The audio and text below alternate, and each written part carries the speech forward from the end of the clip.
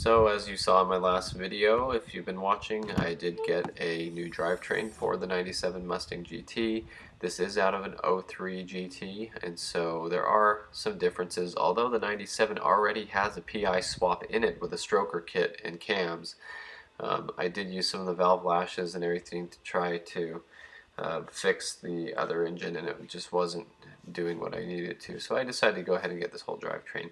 Now this is out of a newer Mustang, so the transmission is not going to be calibrated for the speedometer, and there's just no real way around that. So I have other options, but look how dirty this engine was. It actually had some buildup in there. I used a McDonald's bag and a wrapper to grab that junk out, and I took off the entire wire harness for the car. This is an automatic transmission PI head harness, and it's not going to work with the 97. I'm just using the harness that's in the 97.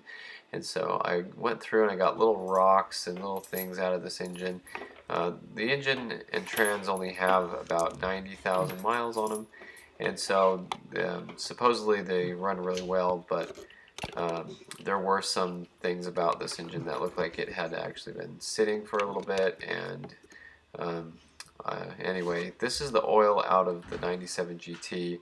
When you run your fingers through it and look at it with a flashlight, it does look like there's some glitter in there, just some really light trailing glitter. I know it's hard to see with a flashlight on camera, but you move it around and you do kind of see a glitter and just kind of like just kind of a weird formation of little metal shavings that follow my finger. But anyway, I went out and started cleaning up the car a little bit more. I have a lot to do with this right now, and so I have some things that aren't going to work with the car. Like, I know the speedometer is not going to work. It wasn't working anyway because it already has a built automatic transmission in the car, and so you can use an app on your phone and have a mount right there on the dash. I'm going to probably go that route.